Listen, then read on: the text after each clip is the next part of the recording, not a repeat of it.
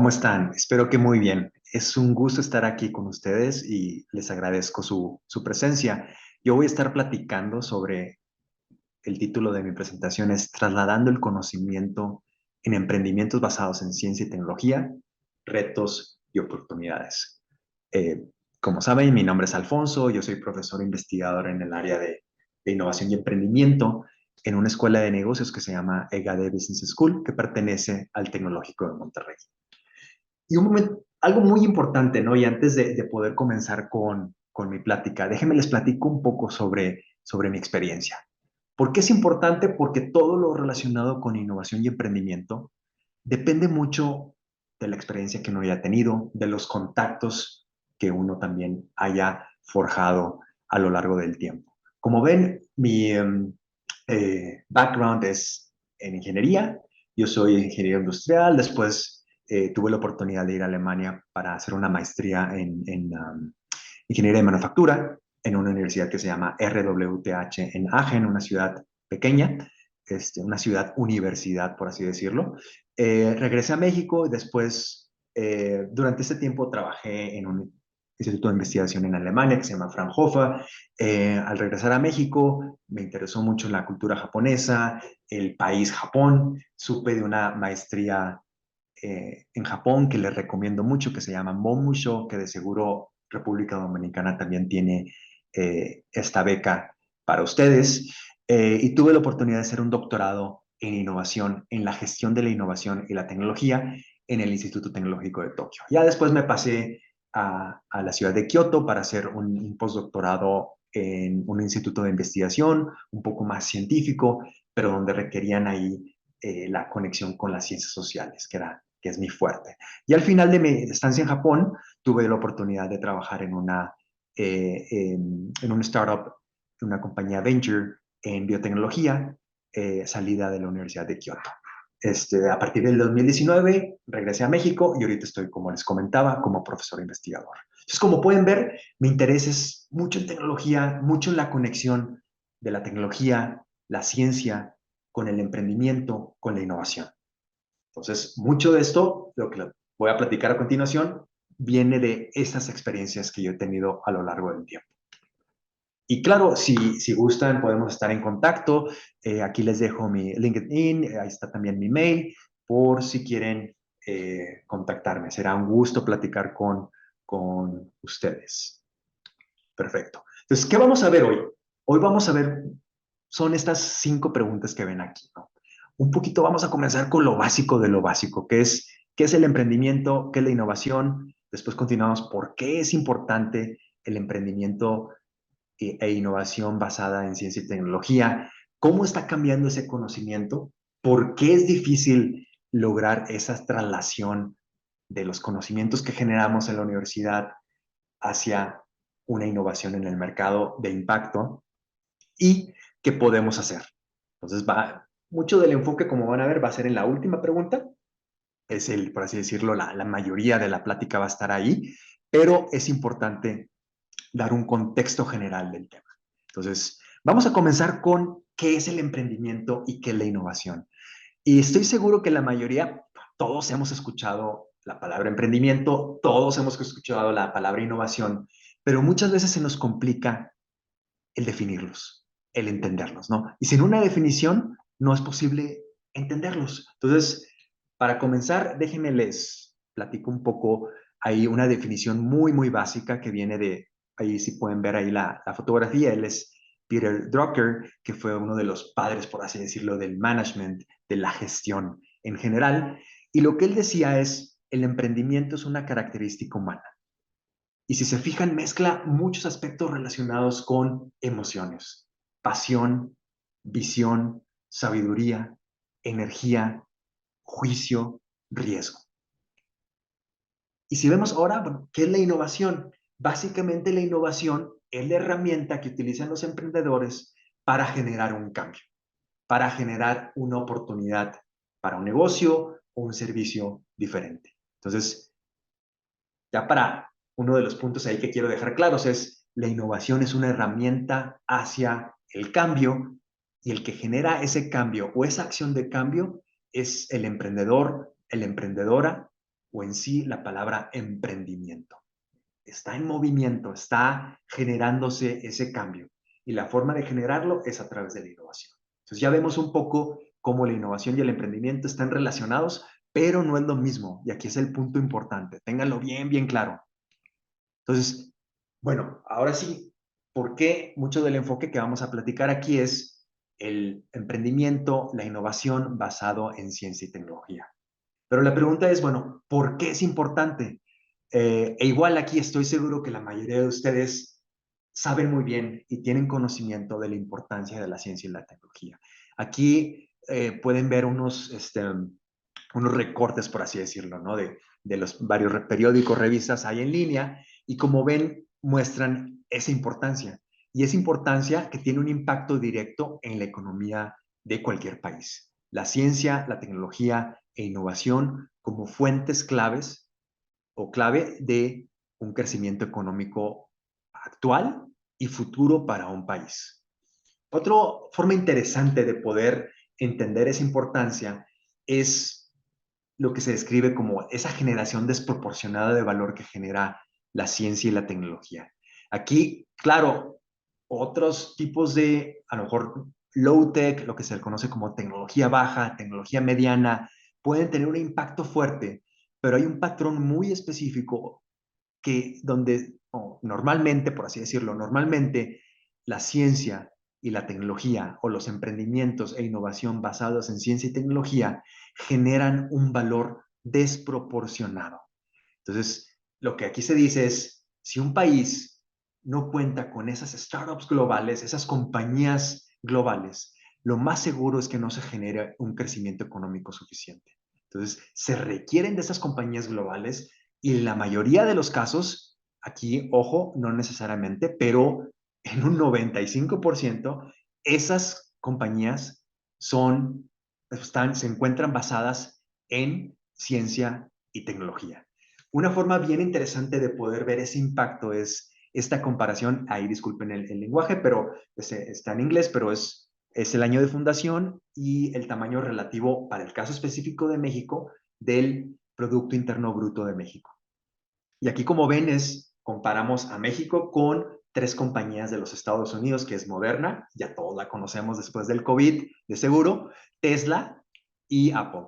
Y como ven, claro, aquí como es una proporción relativa, México es el Producto Interno Bruto es 1, y ya después vemos que Moderna tiene un valor equivalente a una décima parte del Producto Interno Bruto de México. Tesla es casi 1:1. Ya son datos aquí de hace 2 años, ¿eh? Entonces de seguro ha de haber cambiado, y en la mayoría de los casos, principalmente en el caso de Moderna, se ha de haber incrementado.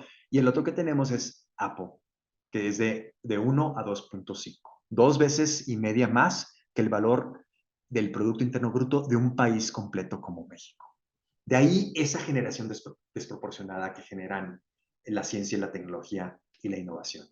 Bueno, pero ¿cómo está cambiando el conocimiento? Este es otro punto bien importante, y hemos realizado una investigación en conjunto con un par de profesores de su universidad, y dos aspectos de los varios que hemos encontrado, ¿no? Pero dos aspectos interesantes o dos aspectos específicos que me gustaría platicar con ustedes es, primero, los bloques de conocimiento. Si antes, vámonos 20 y tantos años, los átomos, la parte física era lo relevante, lo esencial en las tecnologías, poco a poco fue, por así decirlo, siendo complementada o siendo desplazada por los bits y bytes de las computadoras, y ahora vemos a las neuronas, a la parte biológica, tomando un esfuerzo bien fuerte, a la genética, a la genómica, aquí como ven en la parte de la derecha con los genes, y por supuesto los algoritmos provenientes de todo el campo de inteligencia artificial. Pero aquí lo interesante es que ahora estas tecnologías, las nuevas tecnologías se están volviendo más complejas porque están integrando estos diferentes bloques de conocimiento para crear nuevas tecnologías, integrando, por así decirlo, bloques de conocimiento muy dispares. Vemos el caso de las interfaces máquina-cerebro, donde involucran a las neuronas, a los algoritmos, a los bits y bytes. computación cuántica que se va desde átomos y qubits, algoritmos, bits y bytes, y la edición genómica, por así decirlo, con los átomos, los materiales, por así decirlo, y los genes. Entonces, se está volviendo algo complejo. Y aquí que se requiere, o lo que estamos viendo que se está requiriendo es la interdisciplinaridad. Otros le llaman transdisciplinaridad como un nivel más alto de integración, y hay otras personas que le conocen como convergencia. Al final, esos tres aspectos tienen como base o como esencia la integración de dos o más disciplinas para la solución de problemas o desafíos grandes o retadores.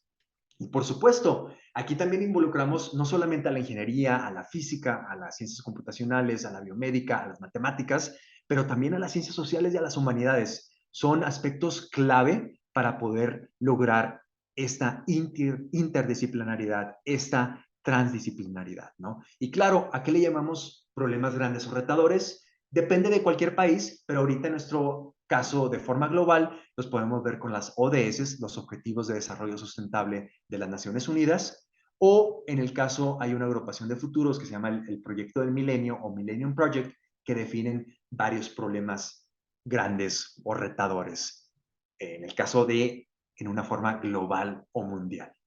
¿Ok?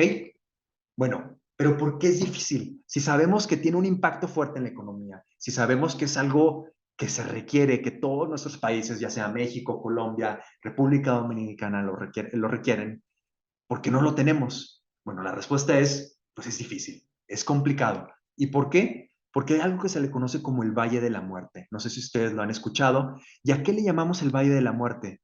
Por un lado, tenemos a la ciencia y la tecnología, el desarrollo, lo que ustedes están haciendo en sus universidades, y por el otro, tenemos a la innovación.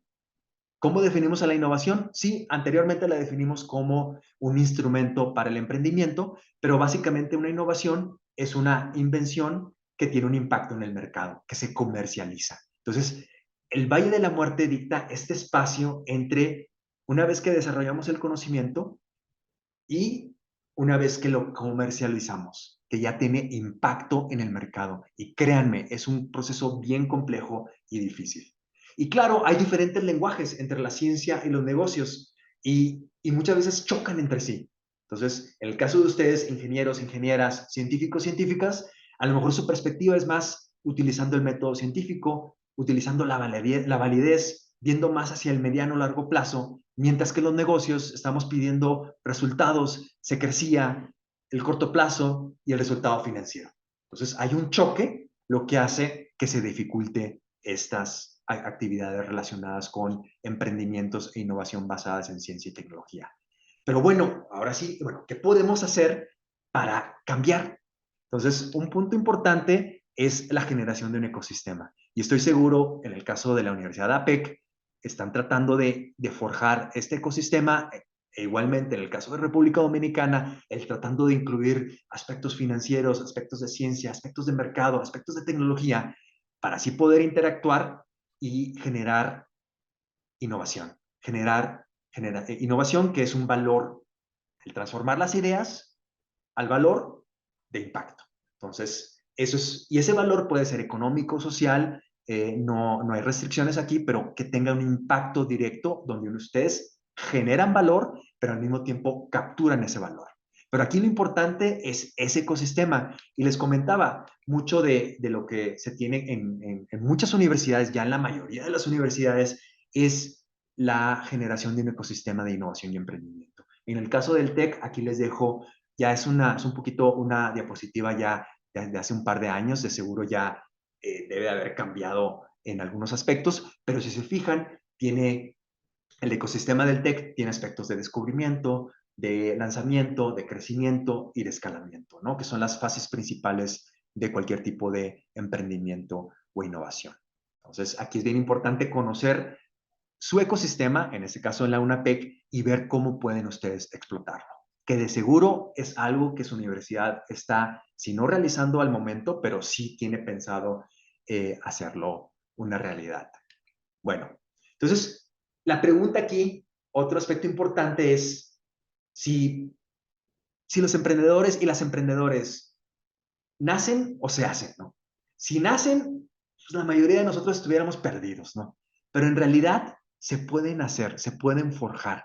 Y aquí es donde entra otro punto importante de qué hacer, que es la educación en emprendimiento y que ustedes sepan cómo poder realizar un emprendimiento basado en ciencia y tecnología. Hay diferentes tipos de métodos. Aquí les dejo algunos, 4 ahí interesantes. Eh, por ejemplo, hay uno llamado emprendimiento disciplinado, hay otro en Stanford relacionado con la parte de farmacéuticas y dispositivos biomédicos o médicos, biomédicos, que se le conoce como Spark. Hay otra, el MIT tiene una estrategia relacionada con un poco más con la parte estratégica del emprendimiento, pero uno de los puntos importantes o de las, por así decirlo, de las metodologías de emprendimiento que ha tenido mayor penetración en la comunidad de emprendimiento es el Lean Startup. No sé si lo han conocido, pero es una de las metodologías más importantes y relevantes y es la que en el caso del tech es la que se utiliza actualmente. Nomás antes, la parte de emprendimiento disciplinado muestra 24 pasos. Si se fijan, es muy fácil, por así decirlo, fácil entre comillas de seguir, porque te muestra paso por paso qué debes de hacer del 1 al 24 para lograr tu emprendimiento. Pero igual, si están interesados, aquí les dejo un par de libros, ¿no? que detallan esta metodología. En mi caso, en este tiempo restante que tengo con ustedes, voy a enfocarme en la metodología de Lean Startup. Y ya que tenemos rápido, me voy. Aquí la metodología de Lean Startup utiliza el método científico. Ahí si recuerdan, no sé si en las primarias de República Dominicana utilizan el método o el experimento del frijolito, donde lo ponen en un vasito y el frijol va creciendo poco a poco, ¿no? Donde uno hace preguntas, investiga, hace ciertas hipótesis. En base a esas hipótesis, experimenta, analizas los datos y ya sea rechazas o confirmas la hipótesis que realizaste. Eso es básicamente lo que hace el Lean Startup, ¿no? Es una forma de seguir el método científico en el emprendimiento y aquí se basa en 2 etapas principales que aquí les dejo, que es el fit, por así decirlo, entre la solución y el problema y el fit entre el mercado y el producto, ¿no? El primero trata de buscar evidencias sobre el problema y la solución, de que sea realmente una solución o un problema relevante y que exista en el mercado y que yo pueda proveer una solución, por así decirlo, factible, aunque todavía estamos en una etapa muy temprana. Y después viene el fit entre el mercado y el producto. Uno ya interactúa con los clientes, investigas, experimentas para tratar de encontrar ese traslape entre lo que requiere el cliente y lo que tiene tu producto. Entonces, aquí la base de Lean Startup, y que de seguro la mayoría de ustedes lo han visto, es el Canvas o el modelo de negocio. Donde se tienen diferentes tipos de actividades relacionadas con el emprendimiento y cada uno de estos aspectos son hipótesis que uno prueba a lo largo de esta prueba y error, de estos experimentos que realizas para forjar tu emprendimiento. Entonces, básicamente aquí hay una etapa de qué es lo que tengo que hacer por un lado y qué es lo que necesitamos. Pero aquí, acuérdense, lo importante es entender muy bien cuáles son mis clientes y cuál es mi propuesta de valor y poder enfrentar ambos aspectos para así llegar a algo que sea de interés para el mercado. Pero entonces, ¿cómo convertir todas esas hipótesis que vienen en el Canvas? Y aquí la clave de la Lean Startup es salir de tu oficina, salir de tu casa, salir de la escuela y platicar con los clientes, entenderlos, ver qué se les complica, qué se les dificulta, para así poder definir la propuesta de valor que tú vas a ofrecer en el mercado y que ésta sea factible, deseable y aparte que sea algo que sea necesario para estas personas que van a ser tus clientes, ¿no? Y claro, durante todo este proceso hay iteraciones, pivoteos, dificultades, pero al final la idea original que uno tenía va cambiando, va cambiando, va cambiando y como uno inició a como uno terminó es completamente diferente. Es lo interesante de este proceso, ¿no? Y aquí lo podemos ver con el caso de Uber.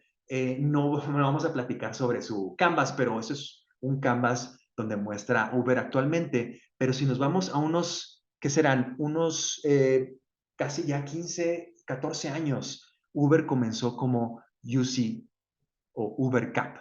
Esto es con una página de internet bien interesante que se llama Wayback Machine, que te lleva al pasado de las páginas de internet, por así decirlo, ¿no? Y así estaba Uber, ¿no? Hace como 14, 13, 14 años, ¿no? Y ahora, ¿cómo lo vemos? Pues completamente diferente. Fue todo un proceso que fue experimentando Uber como compañía hasta llegar a lo que ahora le conocemos como el Uber, que no sé si en el caso de Dominicana sea la compañía predominante, pero en el caso de México es la más fuerte, ¿no? Entonces, es todo un cambio, es todo un suceso, ¿no? Que van una serie de sucesos hasta llegar al impacto final del emprendimiento, ¿no? En el caso del TEC hemos tenido diferentes iniciativas orientadas a emprendimientos de ciencia y tecnología y uno de los casos que vemos bien interesantes es la metodología iCorps. Entonces, no sé, ahí, dependiendo de la que ustedes estén utilizando, iCorps, que se basa en el modelo de Lean Startup, es una de las que se han utilizado mucho en México y más en el Tecnológico de Monterrey. Entonces, ese es un proyecto ahí que estuvimos haciendo con 25 proyectos diferentes. Es una iniciativa muy grande de 25 proyectos con diferentes centros de investigación en donde se conjuntaban investigadores y gente de negocios. Y al finalizar estas 7, 8 semanas, se vio que hubo un cambio drástico en la forma de pensar de los investigadores y un cambio drástico en la misma idea tecnológica o científica que querían llevar al mercado. Entonces, tuvo su impacto y el impacto es palpable y cuantificable, ¿no? Entonces, ahí para que vean ustedes el de iCorps, Lean Startup, como un método a lo mejor de interés que podrían aprender más. Entonces, ya nomás para terminar, un poquito ya me estoy pasando del tiempo, pero aquí lo interesante es el tener esta visión periférica. ¿A qué se le llama esta visión periférica? ¿Por qué es importante? Es porque la mayoría de las oportunidades y los riesgos están en esa sombra de la periferia, ¿no? Claro, si estuvieran enfrente de nosotros, pues todo lo veríamos y cualquiera podría hacer uso, podría explotar y tener impacto con algo, pero la realidad es muy diferente y esas ideas interesantes, esas ideas de impacto normalmente se encuentran en la periferia. La periferia pueden ser con amigos, pueden ser con otras compañías, pueden ser con ciencia ficción, también es una fuente bien interesante de ideas, pueden ser pensando más hacia el futuro. Hay diferentes fuentes que ustedes pueden utilizar para adentrarse en esa visión periférica donde podrían encontrar esas ideas de impacto. Aquí me refiero a emprendimientos e innovación basados en ciencia y tecnología, ¿no? Y al final, lo que tenemos que tener son esas metas, se les conoce como B-Hack, ¿no? Son esas metas difíciles, audaces, complicadas, pero que al final de cuentas le va a llevar a ustedes a generar ese impacto de valor económico o social, o ambos, que es lo que estamos buscando todas las universidades y principalmente en Latinoamérica, ¿no? Eso es algo que se busca, que se quiere, y claro, es complicado, pero sabiéndolo hacer puede ser que se lleguen a tener ciertos ejemplos con impacto y valor. Bueno, pues espero que este haya sido una plática de interés. Ya saben, aquí les dejo mi mail, les dejo mi LinkedIn por si quieren contactarme. Será un gusto platicar con ustedes y les agradezco su atención. Espero que para la siguiente pueda estar ya presente en República Dominicana. Sería todo un gusto conocerlos en persona allá en la Universidad de APEC. Les saludo desde México y les deseo la mejor de las suertes.